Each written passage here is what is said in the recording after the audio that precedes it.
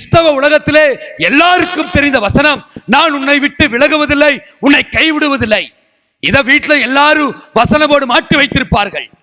நான் உன்னை விட்டு விலகுவதில்லை, உன்னை கைவிடுவதில்லை.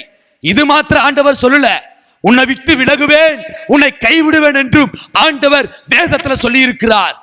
சாலமோன் இடத்துல தாவீது சொல்றாரு, மகனே, நீ கர்த்தரை தேடினால் அவர் உனக்கு தென்படுவார், நீ அவரை விட்டுவிட்டால் அவர் உன்னை என்றைக்கும் கைவிடுவார்.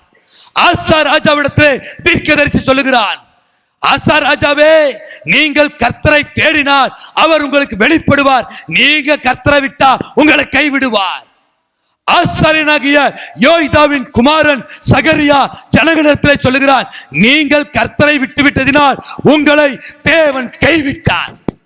நான் உன்னை விட்டு விலகுவதில்லை, கைவிடுவதில்லை மாத்திர ஆண்டவர் சொல்லல, நீங்க பாவம் செய்தால், அக்கிரமம் செய்தால் தேவன் உங்களை விட்டு விலகுவார், கைவிடுவார். இதையும் ஆண்டவர் வேதத்திலே சொல்லி இருக்கிறார்.